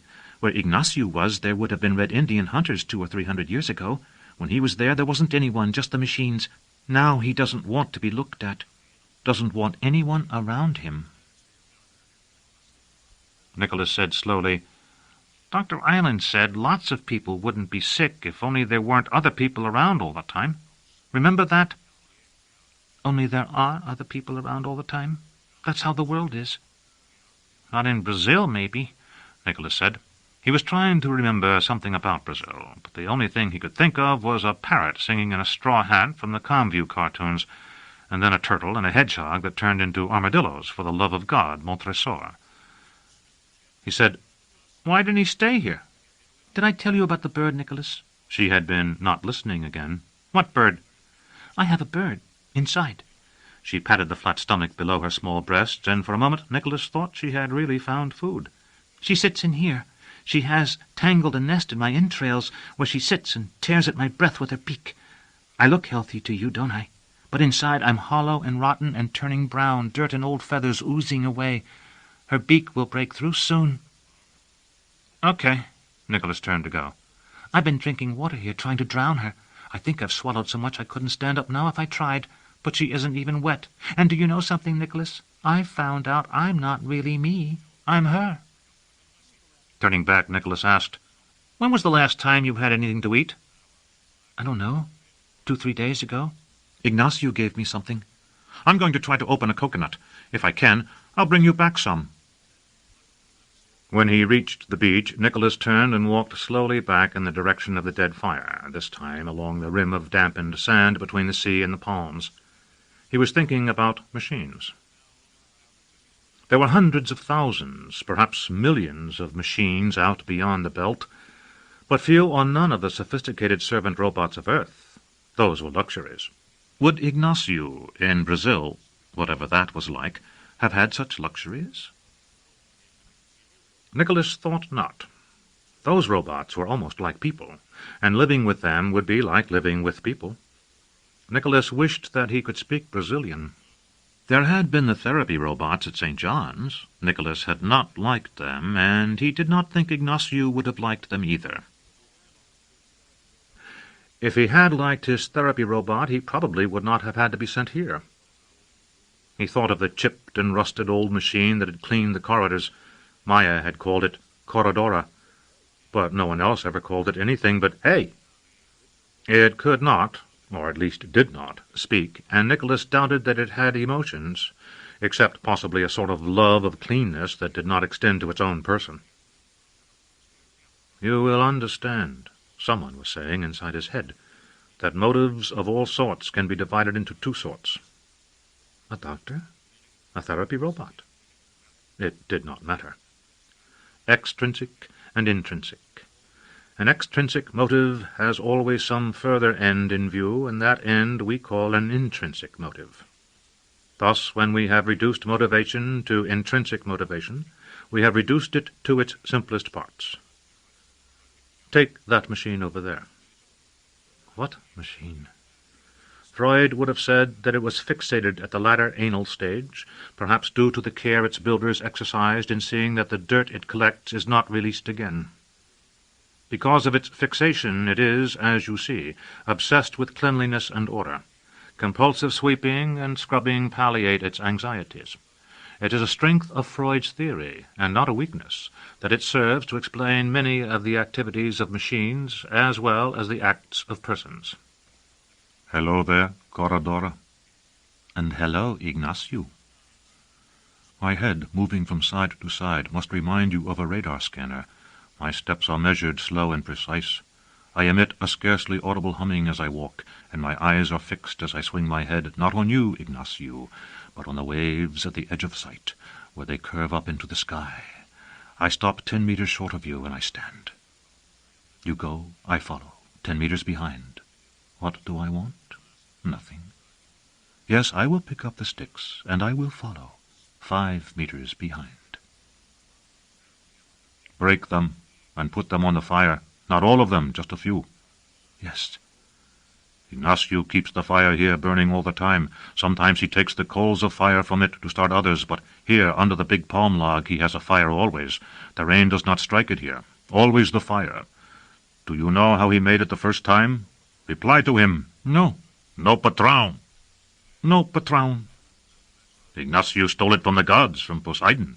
Now Poseidon is dead, lying at the bottom of the water. Which is the top? Would you like to see him? If you wish it, patron. It will soon be dark, and that is the time to fish. Do you have a spear? No, patron. Then Ignacio will get you one. Ignacio took a handful of the sticks and thrust the ends into the fire, blowing on them. After a moment, Nicholas leaned over and blew too, until all the sticks were blazing. Now we must find you some bamboo, and there is some back here. Follow me. The light, still nearly shadowless, was dimming now, so that it seemed to Nicholas that they walked on insubstantial soil, though he could feel it beneath his feet. Ignacio stalked ahead, holding up the burning sticks until the fire seemed about to die, then pointing the ends down, allowing it to lick upward toward his hand and come to life again. There was a gentle wind blowing out toward the sea, carrying away the sound of the surf and bringing a damp coolness, and when they had been walking for several minutes, Nicholas heard in it a faint, dry, almost rhythmic rattle. Ignacio looked back at him and said, "The music. The big stems talking. Hear it." They found a cane a little thinner than Nicholas's wrist and piled the burning sticks around its base, then added more. When it fell, Ignacio burned through the upper end too, making a pole about as long as Nicholas was tall, and with the edge of a seashell scraped the larger end to a point. "Now you are a fisherman," he said. Nicholas said, "Yes, patron," still careful not to meet his eyes. "You are hungry?" "Yes, patron." "Then let me tell you something. Whatever you get is Ignacio's. You understand? And what he catches, that is his too. But when he has eaten what he wants, what is left is yours. Come on now, and Ignacio will teach you to fish, or drown you." Ignacio's own spear was buried in the sand not far from the fire. It was much bigger than the one he had made for Nicholas. With it held across his chest, he went down to the water, wading until it was waist-high, then swimming, not looking to see if Nicholas was following. Nicholas found that he could swim with his spear by putting all his effort into the motion of his legs, holding the spear in his left hand and stroking only occasionally with his right. "You breathe," he said softly, "and watch the spear." And after that he had only to allow his head to lift from time to time. He had thought Ignacio would begin to look for fish as soon as they were well out from the beach, but the Brazilian continued to swim, slowly but steadily, until it seemed to Nicholas that they must be a kilometre or more from land. Suddenly, as though the lights in a room had responded to a switch, the dark sea around them became an opalescent blue. Ignacio stopped, treading water and using his spear to buoy himself. "Here," he said, "get them between yourself and the light." Open-eyed, he bent his face to the water, raised it again to breathe deeply, and dove. Nicholas followed his example, floating belly down with open eyes. All the world of dancing glitter and dark island vanished, as though he had plunged his face into a dream. Far, far below him, Jupiter displayed its broad striped disk, marred with a spreading bright spot where man-made silicone enzymes had stripped the hydrogen from methane for kindled fusion. A cancer and a burning infant sun. Between that sun and his eyes lay invisible 100,000 kilometers of space, and the temper-glass shell of the satellite. Hundreds of meters of illuminated water, and in it the spread body of Ignacio, dark against the light, still kicking downward, his spear a pencil line of blackness in his hand. Involuntarily, Nicholas's head came up, returning to the universe of sparkling waves, aware now that what he had called night was only the shadow cast by Dr. Island when Jupiter and the bright spot slid beneath her. That shadow line, indetectable in air, now lay sharp across the water behind him. He took a breath and plunged. Almost at once a fish darted somewhere below, and his left arm thrust the spear forward, but it was far out of reach. He swam after it, then saw another larger fish farther down, and dove for that, passing Ignacio, surfacing for air. The fish was too deep, and he had used up his oxygen. His lungs aching for air, he swam up, wanting to let go of his spear, then realizing at the last moment that he could, that it would only bob to the surface if he released it. His head broke water, and he gasped, his heart thumping. Water struck his face, and he knew again suddenly, as though they had ceased to exist while he was gone, the pulse-beat pounding of the waves. Ignacio was waiting for him. He shouted, "This time you will come with Ignacio, and he will show you the dead sea-god. Then we will fish." Unable to speak, Nicholas nodded. He was allowed 3 more breaths. Then Ignacio dove, and Nicholas had to follow, kicking down until the pressure sang in his ears. Then through blue water he saw, looming at the edge of the light, a huge mass of metal anchored to the tempered-glass hull of the satellite itself. Above it, hanging lifelessly like the stem of a great vine severed from the root, a cable twice as thick as a man's body, and on the bottom, sprawled beside the mighty anchor, a legged god that might have been a dead insect, save that it was at least 6 meters long. Ignacio turned and looked back at Nicholas to see if he understood. He did not, but he nodded, and with the strength draining from his arms, surfaced again. After Ignacio brought up the first fish, they took turns on the surface, guarding their catch, and while the bright spot crept beneath the shelving rim of Dr. Island, they speared 2 more, one of them quite large. Then, when Nicholas was so exhausted he could scarcely lift his arms, they made their way back to shore, and Ignacio showed him how to gut the fish with a thorn in the edge of a shell, and reclose them and pack them in mud and leaves to be roasted by the fire. After Ignacio had begun to eat the largest fish, Nicholas timidly drew out the smallest, and ate for the first time since coming to Dr. Island. Only when he had finished did he remember Diane. He did not dare to take the last fish to her, but he looked covertly at Ignacio and began edging away from the fire. The Brazilian seemed not to have noticed him. When he was well into the shadows, he stood, backed a few steps, then, slowly, as his instincts warned him, walked away, not beginning to trot until the distance between them was nearly 100 meters. He found Diane sitting apathetic and silent at the margin of the cold pool, and had some difficulty persuading her to stand. At last he lifted her, his hands under her arms pressing against her thin ribs. Once on her feet, she stood steadily enough, and followed him when he took her by the hand. He talked to her, knowing that although she gave no sign of hearing, she heard him, and that the right words might wake her to response. "We went fishing. Ignacio showed me how. And he's got a fire, Diane. He got it from a kind of robot that was supposed to be fixing one of the cables that holds Dr. Island. I don't know how. Anyway, listen, we caught 3 big fish, and I ate one, and Ignacio ate a great big one, and I don't think he'd mind if you had the other one. Only say, 'Yes, patron,' and 'No, patron' to him. He likes that, and he's only used to machines. You don't have to smile at him or anything. Just look at the fire. That's what I do. Just look at the fire." To Ignacio, perhaps wisely, he at first said nothing at all, leading Diane to the place where he had been sitting himself a few minutes before, and placing some scraps from his fish in her lap. When she did not eat, he found a sliver of the tender roasted flesh and thrust it into her mouth.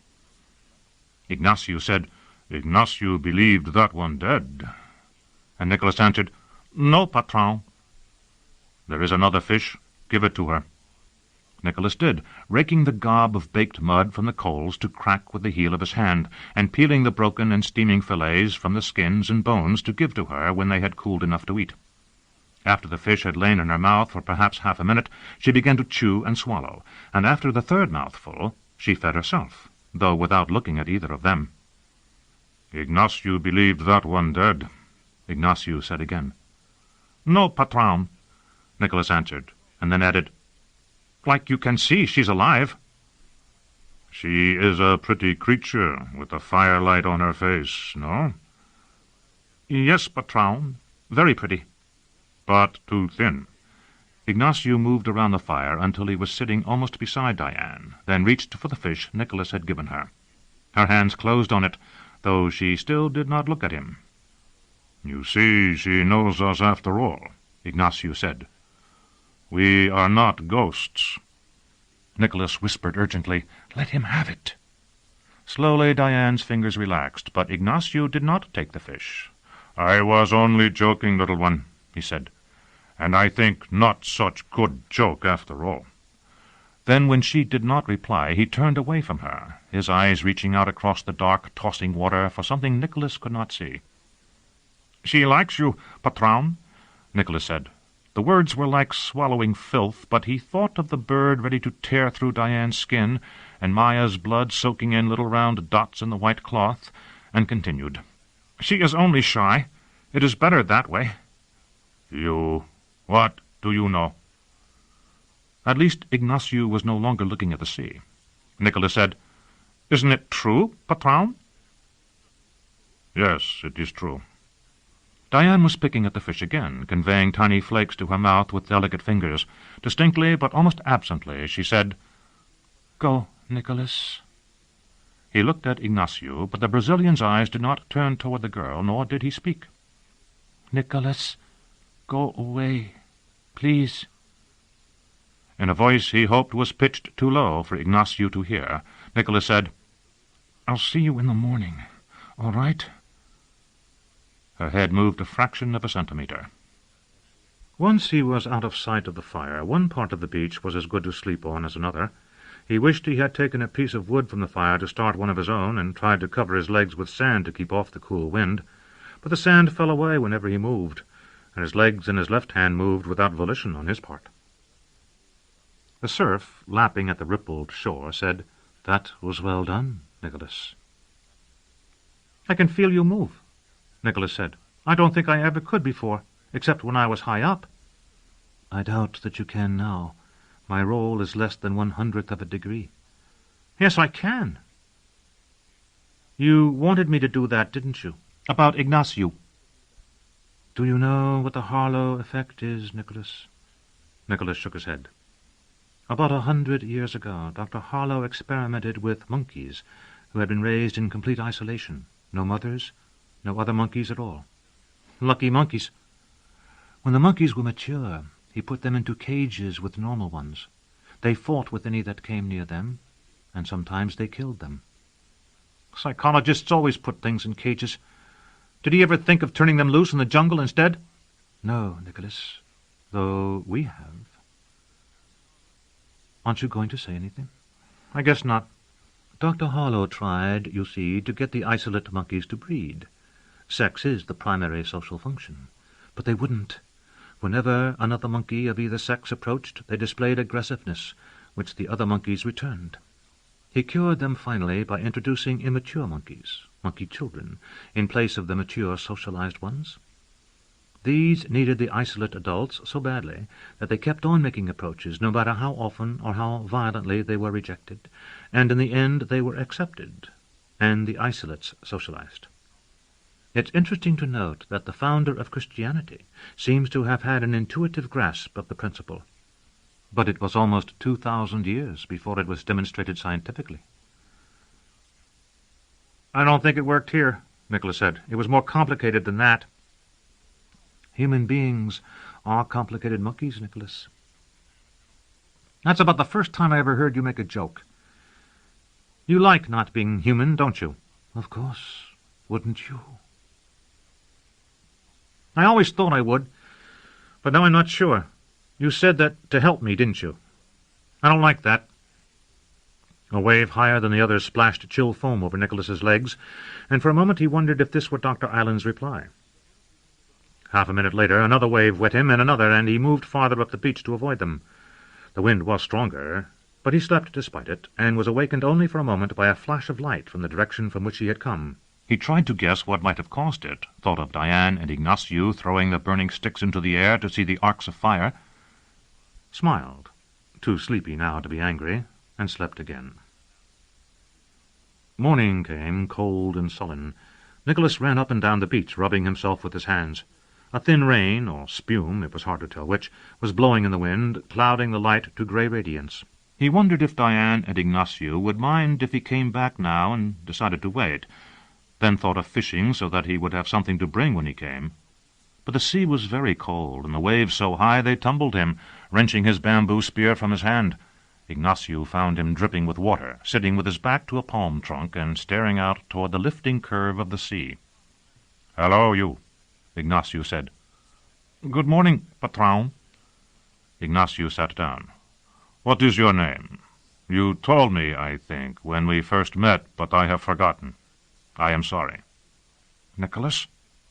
"Yes." "Patron, I am very cold. Would it be possible for us to go to your fire?" "My name is Ignacio. Call me that." Nicholas nodded, frightened. "But we cannot go to my fire, because the fire is out." "Can't you make another one, patron?" "You do not trust me, do you? I do not blame you. No, I cannot make another. You may use what I had, if you wish, and make one after I have gone. I came only to say goodbye." "You're leaving?" The wind in the palm frond said, "Ignacio is much better now. He will be going to another place, Nicholas." "A hospital?" "Yes, a hospital. But I don't think he will have to stay there long." "But—" Nicholas tried to think of something appropriate. At St. John's and the other places where he had been confined, when people left, they simply left, and usually were hardly spoken of once it was learned that they were going, and thus were already tainted by whatever it was that froze the smiles and dried the tears of those outside. At last he said, "Thanks for teaching me how to fish." "That was all right," Ignacio said. He stood up and put a hand on Nicholas's shoulder, then turned away. 4 meters to his left, the damp sand was beginning to lift and crack. While Nicholas watched, it opened on a brightly lit companionway walled with white. Ignacio pushed his curly black hair back from his eyes and went down, and the sand closed with a thump. "He won't be coming back, will he?" Nicholas said. "No. He said I could use his stuff to start another fire, but I don't even know what it is." Dr. Island did not answer. Nicholas got up and began to walk back to where the fire had been, thinking about Diane and wondering if she was hungry. He was hungry himself. He found her beside the dead fire. Her chest had been burned away, and lying close by, near the hole in the sand where Ignacio must have kept it hidden, was a bulky nuclear welder. The power pack was too heavy for Nicholas to lift, but he picked up the welding gun on its short cord and touched the trigger, producing a 2-meter plasma discharge, which he played along the sand until Diane's body was ash. By the time he had finished, the wind was whipping the palms and sending stinging rain into his eyes, but he collected a supply of wood and built another fire, bigger and bigger until it roared like a forge in the wind. "He killed her!" he shouted to the waves. "Yes!" Dr. Island's voice was big and wild. "You said he was better!" "He is," howled the wind. "You killed the monkey that wanted to play with you, Nicholas, as I believed Ignacio would eventually kill you, who are so easily hated, so different from what it is thought a boy should be. But killing the monkey helped you, remember? Made you better. Ignacio was frightened by women. Now he knows that they are really very weak, and he has acted upon certain fantasies and finds them bitter." "You're rocking," Nicholas said. "Am I doing that?" "Your thought."